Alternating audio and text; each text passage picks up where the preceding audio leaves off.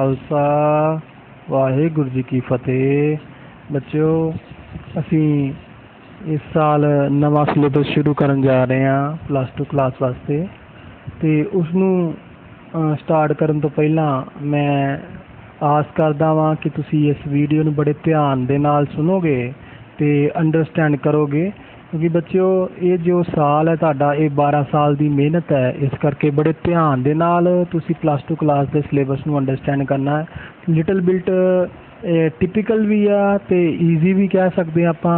जिहड़े बच्चों ने 11वीं दे विच बहुत मेहनत की उन्हां नू शायद ईजी भी लगे, तो जिहड़े 11वीं दे विच ज़्यादा मेहनत नहीं कर सके उन्हां कोले मौका है कि वो इस साल मेहनत जिहड़ी आ करन। बच्चों आप पिछले साल अकाउंट्स का meaning, rules, journal entries, ledger, cash book, trial balance, depreciation, financial statement बहुत चैप्टर आप पढ़े थे। जिस जगह के पुत एंडले चैप्टर तुसी जिहड़ा पढ़िया सी फाइनैंशियल स्टेटमेंट, ਉਹਦੇ ਨਾਲ ही रिलेटिड थोड़ा बहुता मिलता जुलता चैप्टर आप इस बारी स्टार्ट करांगे, जो कि तुहाडी बुक का पहला चैप्टर है जिन्होंने आप कहने accounts of non profit organisation. वो जो accounts of non profit organisation आ ये भी बिल्कुल लगभग थोड़ा बहुता मिलता ही है, मगर फर्क सिर्फ इन्ना वा फाइनैंशियल स्टेटमेंट दे विच ते इहदे विच कि जिहड़ी फाइनैंशियल स्टेटमेंट वाला चैप्टर आ उहदे विच आपां ट्रेडिंग अकाउंट बनाने आ, प्रॉफिट एंड लॉस अकाउंट बनाने आ, बैलेंस शीट बनाने आ, काहदे वास्ते ताकि सानू पता लग सके कि कोई फर्म जिहड़ी आ उन्हें किन्ना क प्रॉफिट कमाया वा, उन्होंने किन्ना लॉस होया वा, उन्हें किहड़े खर्चे कीते आ, किहड़ी इनकम आई आ, किहड़ियां नवीआं एसैट्स ने आईयां, किहड़ियां वेचतियां, किहड़ियां लाइबिलिटीज़ वधियां घटियां, उहदे बारे ये वो फॉर्म्स बनांदियां ने जिन्हां दा मेन मकसद की आ प्रॉफिट कमाना। मगर जिहड़ा तुहाडा पहला चैप्टर हैगा ये नॉन प्रॉफिट ऑर्गेनाइजेशनस वाला, उहदा देखो तुसीं नाम तो ही क्लीयर हो रहा वा। नॉन प्रॉफिट का मतलब हुंदा वा नॉट फॉर प्रॉफिट, कि आपां प्रॉफिट नहीं कमाना। कोई वो ऑर्गेनाइजेशन जिन्हां दा मेन मोटिव प्रॉफिट कमाना नहीं आ, बल्कि लोकां नूं सर्विस देना वा, लोकां दी भलाई वास्ते काम जिहड़ा वो कीता जाता, उन्होंने आपां कहने नॉन प्रॉफिट ऑर्गेनाइजेशन।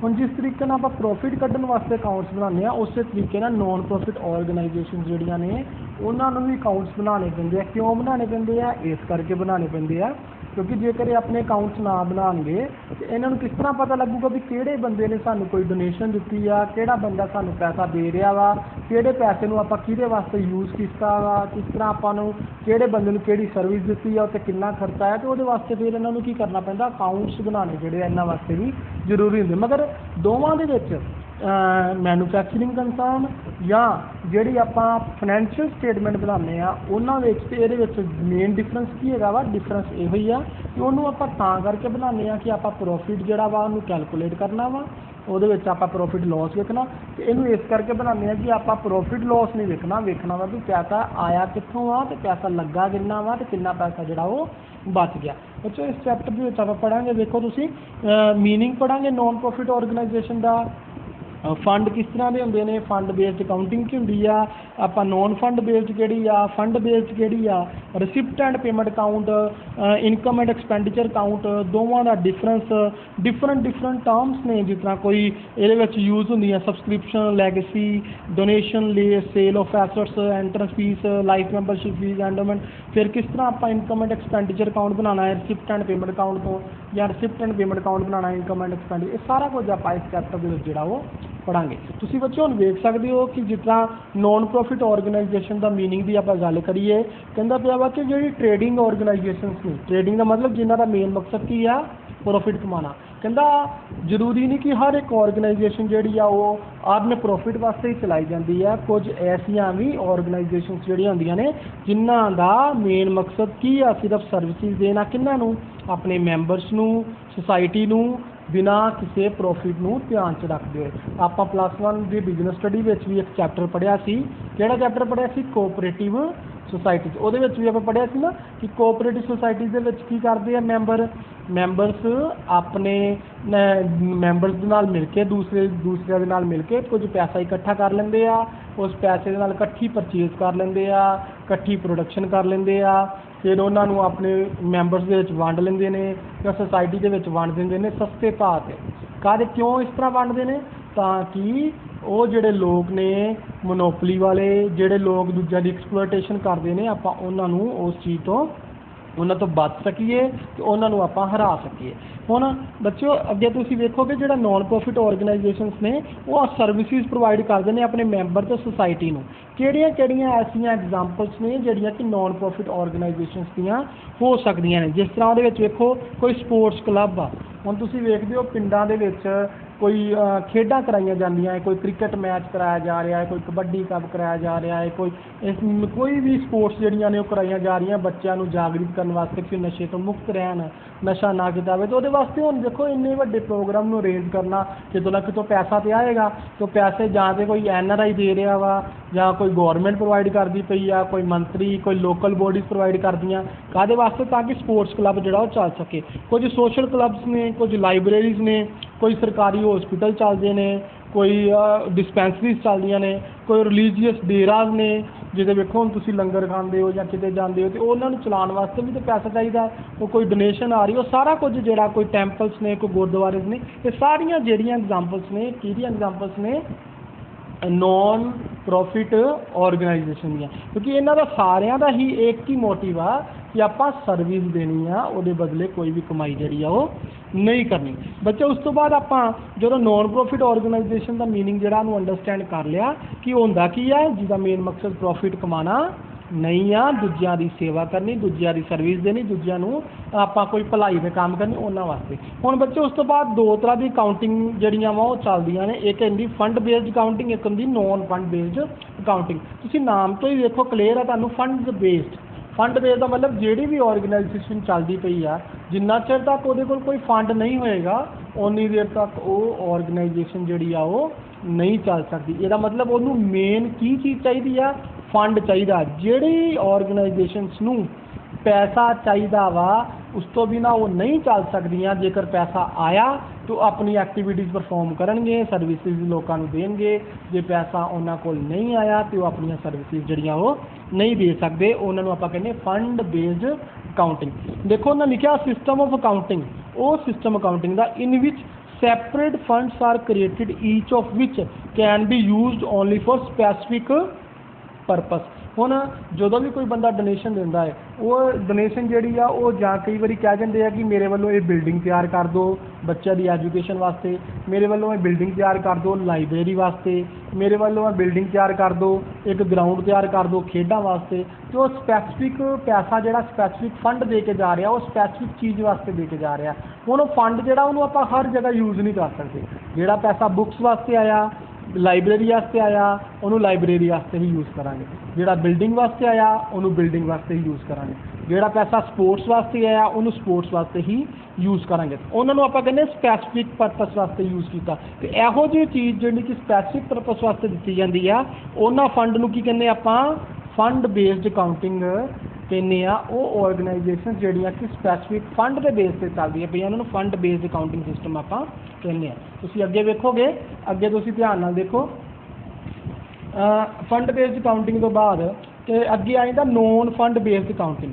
ਕਹਿੰਦਾ ਨੋਨ ਫੰਡ ਬੇਸਡ ਅਕਾਊਂਟਿੰਗ ਦਾ ਮਤਲਬ ਹੈਗਾ ਵਾ ਉਹ ਅਕਾਊਂਟਿੰਗ ਜਿਹਦੇ ਵਿੱਚ ਕੋਈ ਵੀ ਸੈਪਰੇਟ ਫੰਡ ਆਪਾਂ ਜਿਹੜਾ ਵਾ ਕ੍ਰੀਏਟ ਉਹ ਨਹੀਂ ਕਰਦੇ, ਨਾ ਹੀ ਕੋਈ ਸਪੈਸੀਫਿਕ ਪਰਪਸ ਵਾਸਤੇ ਫੰਡ ਆਪਾਂ ਇਕੱਠਾ ਜਿਹੜਾ ਉਹ ਕਰਦੇ ਆ। ਉਹਨੂੰ ਆਪਾਂ ਕੀ ਕਹਿੰਦੇ ਆ? Non fund based accounting. ਇਹ ਜਿਹੜੀਆਂ ਆਰਗੇਨਾਈਜੇਸ਼ਨਸ ਨੇ ਇਹਨਾਂ ਕੋਲ ਕੋਈ ਸੈਪਰੇਟ ਫੰਡ ਆਵੇ ਨਾ ਆਵੇ, ਕੋਈ ਸਪੈਸੀਫਿਕ ਫੰਡ ਹੋਵੇ ਨਾ ਹੋਵੇ, ਇਹਨਾਂ ਨੇ ਆਪਣਾ ਕੰਮ ਜਿਹੜਾ ਉਹ ਕਰਦੇ ਰਹਿਣਾ। ਇਹਨਾਂ ਨੂੰ ਕਿਸੇ ਵੀ ਪੈਸੇ ਦੀ ਉਡੀਕ ਨਹੀਂ ਹੁੰਦੀ, ਜਿਸ ਤਰ੍ਹਾਂ ਕਿ ਫੰਡ ਬੇਸ ਵਾਲਿਆਂ ਨੂੰ ਹੁੰਦੀ ਹੈ ਕਿ ਪੈਸਾ ਆਏਗਾ ਅਤੇ ਆਪਾਂ ਖੇਡਾਂ ਕਰਾਵਾਂਗੇ। ਇਹਨਾਂ ਨੂੰ ਇਸ ਤਰੀਕੇ ਨਾਲ ਕੋਈ ਵੀ ਪ੍ਰੋਬਲਮ ਜਿਹੜੀ ਆ ਉਹ ਨਹੀਂ ਹੁੰਦੀ। ਬੱਚਿਓ ਅੱਗੇ ਆਪਾਂ ਦੋਵਾਂ ਦਾ ਪੜ੍ਹਾਂਗੇ difference between fund based accounting and non fund based accounting. ਦੇਖੋ ਸਭ ਤੋਂ ਪਹਿਲਾਂ ਫੰਡ ਬੇਸਡ ਅਕਾਊਂਟਿੰਗ ਹੁਣੇ ਆਪਾਂ ਪੜ੍ਹਿਆ। ਫੰਡ ਬੇਸਡ ਕਿਹੜੀਆਂ ਹੁੰਦੀਆਂ ਨੇ? ਜਿਹੜੀਆਂ ਕਿ ਨੋਨ ਟ੍ਰੇਡਿੰਗ ਕੰਸਰਨ ਹੋਣ ਅਤੇ ਕਿਹਦੇ ਬੇਸ ਦੇ ਉੱਤੇ ਚੱਲਦੀਆਂ ਨੇ? ਫੰਡ ਦੇ ਬੇਸ 'ਤੇ। ਹੁਣ ਦੇਖੋ ਪਹਿਲਾ difference, fund based accounting system is used by non trading concern, ਜਿਹੜੀਆਂ ਕਿ ਸੇਲ ਪਰਚੇਜ਼ ਨਾਲ, ਜਿਹੜੀਆਂ ਕਿ ਪ੍ਰੋਫਿਟ ਨੂੰ ਧਿਆਨ 'ਚ ਰੱਖਦੇ ਹੋਏ ਨਹੀਂ ਚੱਲਦੀਆਂ, ਉਹਨਾਂ ਨੂੰ ਆਪਾਂ ਕਹਿੰਦੇ fund based accounting. Non fund based accounting system ਕੀ ਆ? ਉਹ non based fund accounting system ਉਹ ਅਕਾਊਂਟਿੰਗ ਸਿਸਟਮ ਜੋ ਕਿ ਕੌਣ ਯੂਜ਼ ਕਰਦਾ ਵਾ? Trading concerns. ਟ੍ਰੇਡਿੰਗ ਕੰਸਰਨ ਦਾ ਮਤਲਬ ਕੀ ਆ? ਜਿਨ੍ਹਾਂ ਨੇ ਪ੍ਰੋਫਿਟ ਕਮਾਉਣਾ ਵਾ ਉਹ ਲੋਕ ਯੂਜ਼ ਕਰਦੇ। ਫਿਰ ਜਿਹੜੀਆਂ fund based accounting purely cash base ਕਿਉਂਕਿ ਪੈਸਾ ਹੋਏਗਾ ਤੇ ਅਕਾਊਂਟਿੰਗ ਹੋਏਗੀ, ਪੈਸਾ ਹੋਏਗਾ ਤੇ ਅਕਾਊਂਟਸ ਬਣਨਗੇ, ਪੈਸਾ ਹੋਏਗਾ ਤੇ ਲੋਕਾਂ ਦੀ ਸਰਵਿਸ ਦੇਣਗੇ, ਜੇ ਪੈਸਾ ਹੀ ਨਹੀਂਗਾ ਤੇ ਇਹ ਫਿਰ ਸਰਵਿਸ ਨਹੀਂ ਦੇਣਗੇ, ਕੋਈ ਵੀ ਅਕਾਊਂਟਸ ਨਹੀਂ, ਕਿਉਂਕਿ ਇਹ ਪਿਓਰਲੀ ਕੈਸ਼ ਬੇਸ। ਤੇ ਇਹ ਕੀ ਆ ਅਕਰੂਅਲ ਬੇਸ। ਅਕਰੂਅਲ ਦਾ ਮਤਲਬ ਕਿ ਇਹ ਆਊਟਸਟੈਂਡਿੰਗ ਚੀਜ਼ਾਂ ਨੂੰ ਲੈ ਕੇ ਚੱਲਦੇ ਆ, ਕੁਝ ਚੀਜ਼ਾਂ ਮਿਲ ਗਈਆਂ, ਕੁਝ ਚੀਜ਼ਾਂ ਰਹਿ ਗਈਆਂ, ਕੁਝ ਮਿਲ ਜਾਣਗੀਆਂ, ਕੁਝ ਪੈਸਾ ਹੈਗਾ ਵਾ ਨਹੀਂ ਹੈਗਾ, ਉਹਦੇ ਬਿਨਾਂ ਵੀ ਇਹ ਕੰਮ ਜਿਹੜਾ ਉਹ ਕਰੀ ਜਾਂਦੇ ਅਕਰੂਅਲ ਬੇਸ। ਆਉਣ ਵਾਲੇ ਆਊਟਸਟੈਂਡਿੰਗ ਦੇ ਬੇਸ ਤੇ ਵੀ ਕੰਮ ਜਿਹੜਾ ਉਹ ਕਰ ਸਕਦੇ ਆ। ਫਿਰ ਉਸ ਤੋਂ ਬਾਅਦ funds are created for specific purpose. ਜਿਹੜੇ ਫੰਡਸ ਕ੍ਰੀਏਟ ਕੀਤੇ ਜਾਂਦੇ ਨੇ ਫੰਡ ਬੇਸਡ ਅਕਾਊਂਟਿੰਗ ਦੇ ਵਿੱਚ ਉਹ ਸਪੈਸੀਫਿਕ ਪਰਪਸ ਵਾਸਤੇ ਆ। ਜਿਸ ਤਰ੍ਹਾਂ ਮੈਂ ਤੁਹਾਨੂੰ ਪਹਿਲਾਂ ਦੱਸਿਆ, ਕੋਈ ਬਿਲਡਿੰਗ ਆ, ਕੋਈ ਬੁੱਕਸ ਆ, ਕੋਈ ਹਸਪੀਟਲ ਆ, ਕੋਈ ਸਕੂਲ ਆ, ਕੋਈ ਲਾਇਬ੍ਰੇਰੀ ਆ, ਉਹਨਾਂ ਵਾਸਤੇ। ਫਿਰ usually specific funds R note created. ਕਹਿੰਦਾ ਇਹਦੇ ਵਿੱਚ ਸਪੈਸੀਫਿਕ ਫੰਡਸ ਕ੍ਰੀਏਟ ਨਹੀਂ ਕੀਤੇ ਜਾਂਦੇ ਕਿਉਂਕਿ ਇਹਦੇ ਵਿੱਚ ਜਿਹੜਾ ਵੀ ਪੈਸਾ ਕੰਪਨੀ ਕੋਲ ਜਾਂ ਆਰਗੇਨਾਈਜੇਸ਼ਨ ਕੋਲ ਪਿਆ ਵਾ ਉਹ ਵੱਖਰੇ ਵੱਖਰੇ ਪਰਪਸ ਵਾਸਤੇ ਉਹਨੂੰ ਯੂਜ਼ ਕਰਦੀ। ਨੋਨ ਟ੍ਰੇਡਿੰਗ ਕੰਸਰਨ ਜਿਹੜੀ ਹੈ ਕਾਊਂਟੇਬਲ ਦਾ ਮਤਲਬ ਹੁੰਦਾ ਵਾ ਕਿ ਜਦੋਂ ਕੋਈ ਬੰਦਾ ਤੁਹਾਨੂੰ ਪੈਸੇ ਦੇ ਕੇ ਜਾ ਰਿਹਾ ਵਾ ਤੇ ਫਿਰ ਸਾਡੀ ਜ਼ਿੰਮੇਵਾਰੀ ਵੀ ਤਾਂ ਬਣਦੀ ਹੈ ਨਾ ਕਿ ਆਪਾਂ ਉਹਨੂੰ ਉਹਦਾ ਸਾਰਾ ਨਿਚੋੜ ਦੱਸੀਏ ਕਿ ਤੁਹਾਡਾ ਪੈਸਾ ਕਿਸ ਤਰ੍ਹਾਂ ਤੁਸੀਂ ਦਿੱਤਾ ਸੀ, ਕਿੰਨਾ ਦਿੱਤਾ ਸੀ ਤੇ ਕਿੱਥੇ ਕਿੱਥੇ ਆਪਾਂ ਉਹਨੂੰ ਯੂਜ਼ ਕੀਤਾ। ਮਤਲਬ ਜਿਹੜੇ ਕਾਊਂਟੇਬਲ ਹੋਣਗੇ ਉਹ ਡੋਨਰ ਜਿਹੜੇ ਪੈਸਾ ਦੇ ਰਹੇ ਨੇ ਉਹਦੇ ਪ੍ਰਤੀ ਲਾਇਬਲ ਹੋਏਗਾ ਫੰਡ ਬੇਸਡ ਅਕਾਊਂਟਿੰਗ ਸਿਸਟਮ। ਦੂਸਰੇ ਬੰਨੇ non fund based accounting system ਜਿਹੜਾ ਵਾ ਡੋਨਰਸ ਦੇ ਪ੍ਰਤੀ ਲਾਇਬਲ ਨਹੀਂ ਹੋਏਗਾ ਕਿਉਂਕਿ ਇਹਨੂੰ ਕੋਈ ਬੰਦਾ ਡੋਨੇਟ ਨਹੀਂ ਕਰਦਾ ਪਿਆ। ਇਹ ਪੈਸਾ ਜਿਹੜਾ ਇਹਨਾਂ ਦਾ ਇਹ ਆਪਣੇ ਓਨਰਸ ਦੇ ਪ੍ਰਤੀ ਲਾਇਬਲ ਹੋਣਗੇ ਜਿਨ੍ਹਾਂ ਵਾਸਤੇ, ਜਿਸ ਤਰ੍ਹਾਂ ਕੋਈ ਸ਼ੇਅਰ ਹੋਲਡਰਸ ਨੇ, ਕੋਈ ਮੰਨ ਲਓ ਕਿਸੇ ਨੇ ਕੋਈ ਪਾਰਟਨਰਸ ਨੇ ਕੁਝ ਹਿੱਸਾ ਖਰੀਦਿਆ, ਕੋਈ ਸਟੇਕ ਕੀਤੀ, ਉਹਨਾਂ ਦੇ ਪ੍ਰਤੀ ਜਿਹੜੇ ਲਾਇਬਲ ਉਹ ਹੋਣਗੇ ਜਾਂ ਜਿਨ੍ਹਾਂ ਨੇ ਇਹਨੂੰ ਫਾਈਨਾਂਸ ਕੀਤਾ, ਕੋਈ ਬੈਂਕ ਆ, ਕੋਈ ਇੰਸਟੀਚਿਊਟ ਆ, ਉਹਨਾਂ ਪ੍ਰਤੀ। ਫਿਰ ਜਿਹੜੇ ਅਕਾਊਂਟਸ ਬਣਦੇ ਕਿਹੜੇ ਫੰਡ ਬੇਸਡ ਅਕਾਊਂਟਿੰਗ ਸਿਸਟਮ ਦੇ ਵਿੱਚ ਤੁਹਾਡਾ ਅਕਾਊਂਟ ਬਣਦਾ ਵਾ ਇੱਕ ਰਿਸਿਪਟ ਐਂਡ ਪੇਮੈਂਟ ਅਕਾਊਂਟ ਆਪਾਂ ਪੜਾਂਗੇ, ਇਨਕਮ ਐਂਡ ਐਕਸਪੈਂਡੀਚਰ ਅਕਾਊਂਟ ਆਪਾਂ ਪੜਾਂਗੇ ਤੇ ਬੈਲੈਂਸ ਸ਼ੀਟ।